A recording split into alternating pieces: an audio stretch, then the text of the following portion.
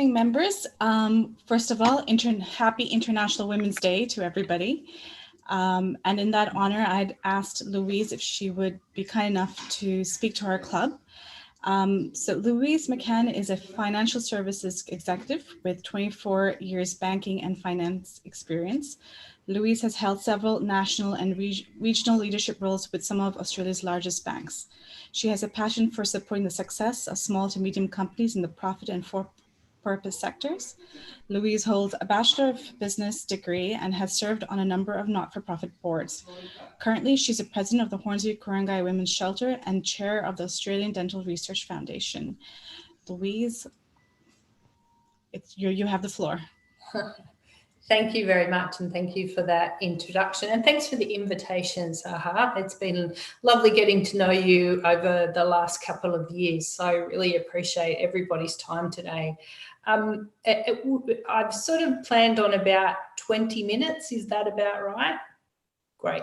Okay, perfect. So the title of what I wanted to talk today about, which well aligns to International Women's Day, is empowering women and creating change.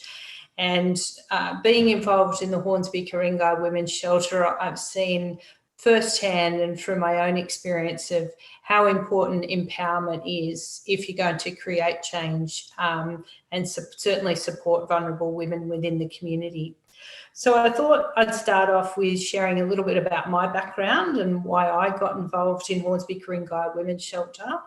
A little history about HKWS and why it exists, and I presume many people on the call have some level of familiarity with our shelter. A little bit of demystifying what we do in the shelter, and then I'm going to talk a little bit about understanding violence against women and the impact it has on the community, and then how I guess we can all come together as a community and make a difference for vulnerable women. So a little on my background, as Saha mentioned, I am a 25-year veteran of financial services. So I've spent my whole entire career working in banking. And as you can probably imagine, I might have been coming out of that feeling like I wanted to give something back to community, although I think we do try to do an amazing job. Giving back to community was something that has been part of my DNA and my family's DNA. So I wanted to find something that, I could support and give my time to. And, I will say that domestic violence had touched my family and therefore my world. And I'd certainly seen firsthand how it destroys a woman's confidence. And once the violence ends, it takes years and years and years for women to rebuild their lives. And so I got involved with the shelter. I just answered an ad in the North Shore Times to be a volunteer. And I was very happy just to go, give my time, shake the bucket in Hornsby Mall, fundraise for the shelter. And I sat down and as part of the application process, and I met with Sally Ann McClellan, who I'm sure you will all know. And she had a twinkle in her eye and said, well, I think we can get you to do more than just volunteer to shake the bucket in the mall for us. I think you could come join the board and be a grant writer for the women's shelter.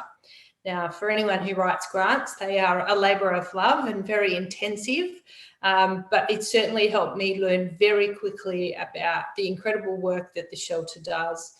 I threw myself at it wholeheartedly, loved it, and then 2 years ago when Sally Ann came to me and said, look, I think I want to devote my career to this and move off the shelter board.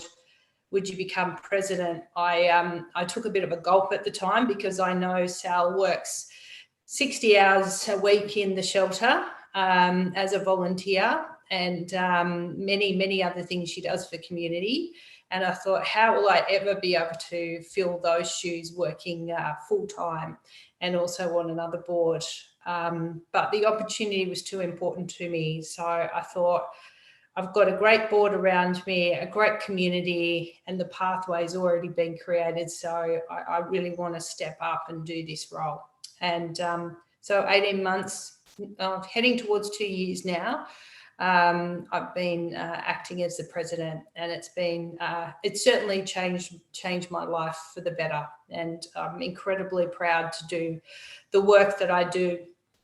But I do often say to people who suggest, wow, you do amazing things, I pave the way for the work that actually goes on within the shelter and our shelter team, who are the most professional, passionate group of 5 women who are the case managers who support the work of the shelter. So a little history on HKWS. Look, we've been going 6 years now. We had our birthday in January, which is it's fabulous in one respect that we've been successful enough that we could keep going, but equally sad that a service like that is very much needed in the Hornsby and Ku-ring-gai area. And we were started through, an identified need and a lack of crisis accommodation in the Hornsby community. So unfortunately, still 240 incidents of domestic violence are reported roughly each year in our community. And there is, 1 in every 2 women are turned away every night from crisis accommodation because there is just not enough accommodation in Australia, which is really sad. So that's why we continue to be needed in the community. What we actually do at the shelter, so we house up to 10 women every night. That's been a little constrained during COVID. That's been quite challenging for us, and particularly challenging for our shelter team. Like all of us, making adjustments throughout that period. When you occupy a 5-bedroom, 2 women sharing small house with communal kitchen, it's pretty hard to socially distance. So we have had to reduce our capacity, but I'm very proud of the shelter staff in that there was many times during COVID where there was potentially, GPs were doing consults via videos, people were not going to work, but our shelter staff turned up to work every day because we couldn't bear the thought that a woman who needed us outdoors would be closed. So our shelter staff faced into some real challenges, keeping the shelter open, keeping the women safe, but they did it. We had no incidents of COVID within the shelter, and I think they did an absolutely incredible job dealing with that situation, which is now, like for you, easing a little bit for us. So, we're trying to open up more beds so that we can be at full capacity. So when you do come into the shelter, ideally within a couple of days, we'll sit down with you and we'll have a full case plan prepared, which addresses your immediate needs. So oftentimes that's initially health issues because there's been violence and trauma to a woman. So connecting with our local healthcare professionals, our local hospital, just to make sure that you're physically well. And then the journey of, emotional wellness has to start. So a woman needs time. She doesn't want to come in the shelter and be told what to do straight away.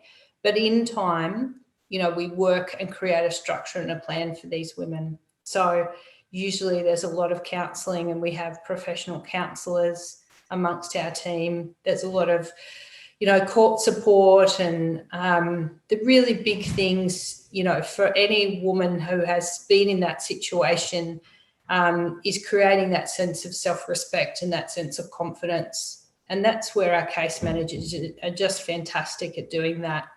And because our house is not an institution, it's a home. It's a home where people come together.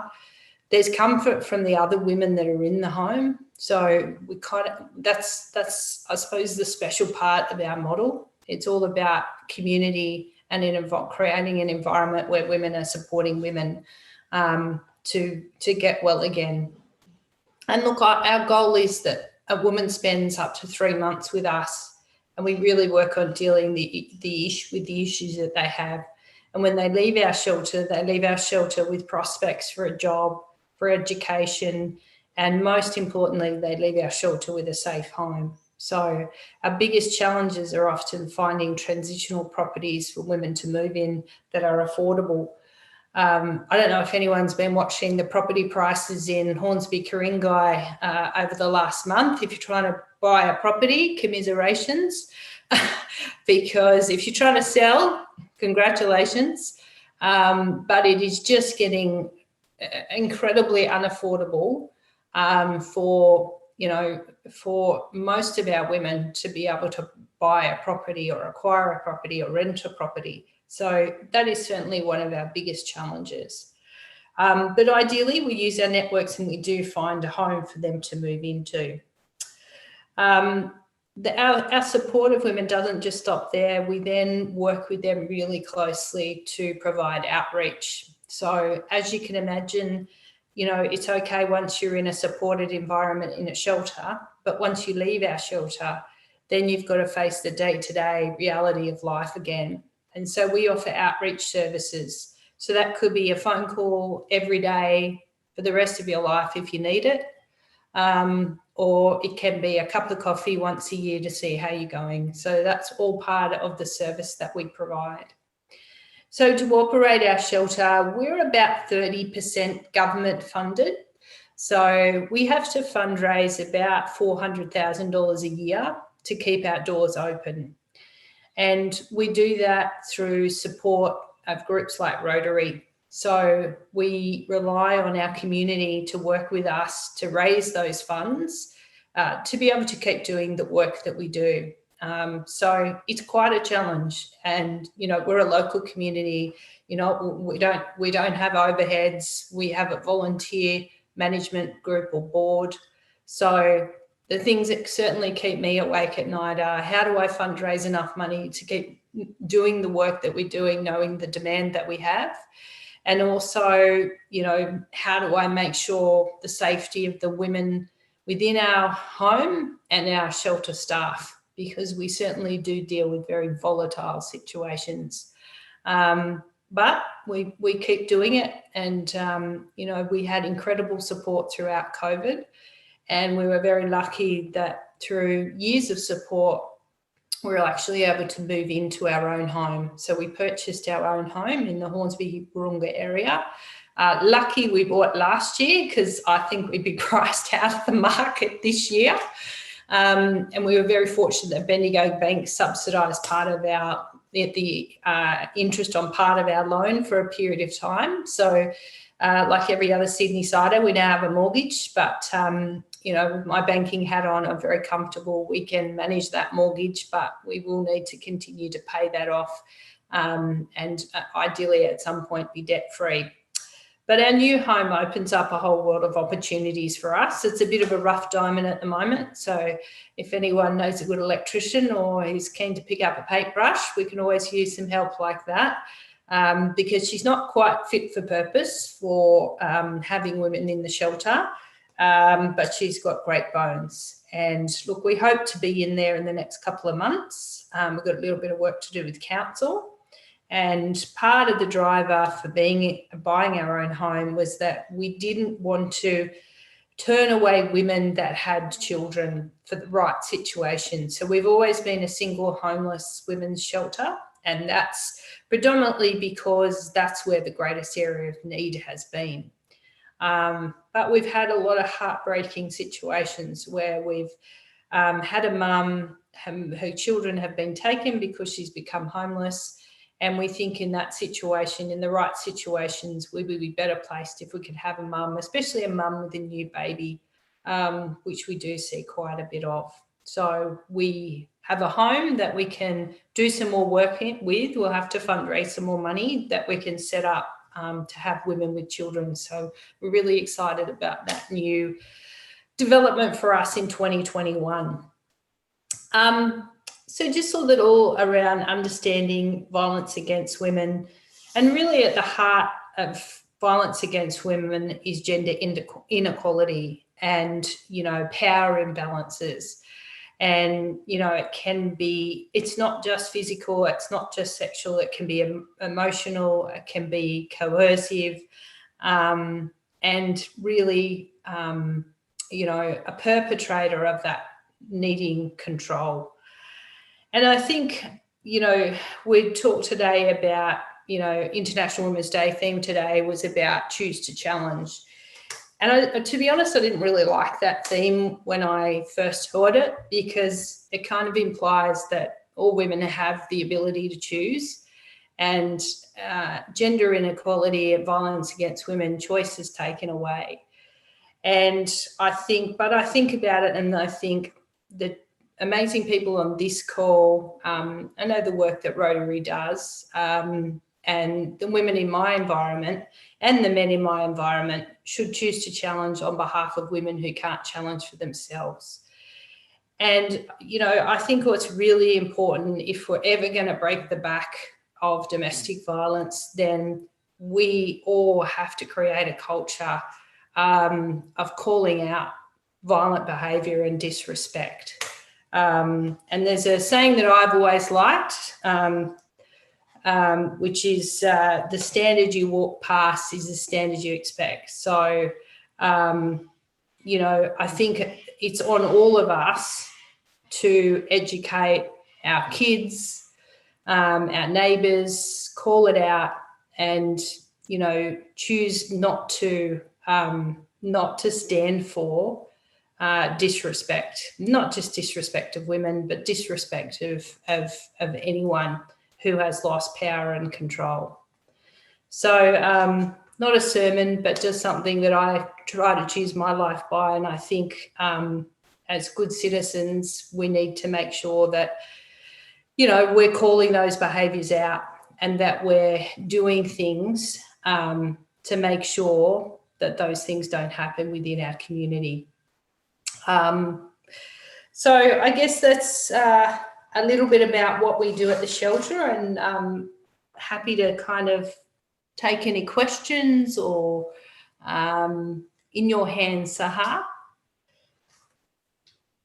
Thank you for that, Louise. I guess I'll start. I had a question, and then if anyone else has a question, you can just raise your hand and I'll call upon you. So at your shelter, are you just dealing with DV or just women or women with homelessness? Because there's a lot of that happening to like older women who are being homeless right now. Yeah, absolutely. So we deal with homelessness as the primary issue, and causes of that 70% of time are domestic violence. So yeah, I agree with you. We certainly saw pre-COVID a shift in the type of women being referred to our service, being older women. And in fact, we're involved with, some of you may know, with a great community initiative called Beecroft House. And Beecroft House is a collaboration between community housing provider Link Housing, Women's Community Shelters, which we're a part of, and Hornsby Ku-ring-gai Women's Shelter. And basically, Twilight Aged Care have allowed us to repurpose a facility which initially they didn't need for 2 years to be a 20-bed facility for women over 55 who are pretty much independent, but again, are homeless. And they've just agreed to work with us for another 2 years. So that's a great transitional kind of arrangement for us. But certainly there is more older women that we are seeing that are needing the services of our property. And have you seen like an uptake, and I've been reading a lot about this in the news, but an uptake during COVID with referrals and women looking for a place like shelters?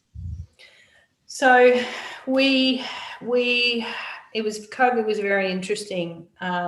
We actually saw less women reaching out for support services, and we have a few assumptions around that. So initially, obviously, women were in lockdown and, were, 24/7 with a partner potentially.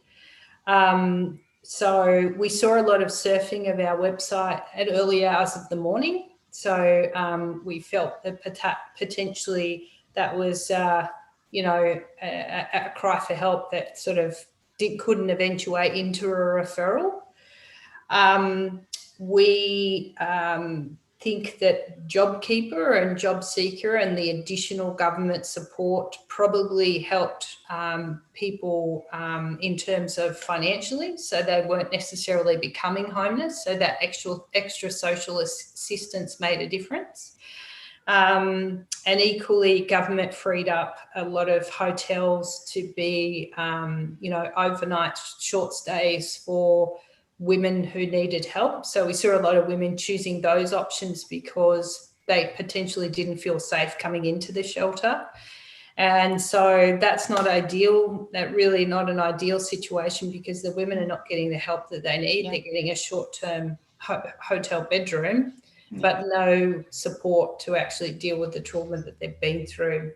What we expect, Sahar, is that when things go back to some kind of normal, we actually think that we're going to have a huge amount of demand. So we're really trying to gear up for that, and make sure that we're ready when that comes. And we've already started to see increased referrals. And I will say what we are worried about is we're starting to see more challenging referrals with, historical drug use, and, certainly ICE and issues like that are a big issue in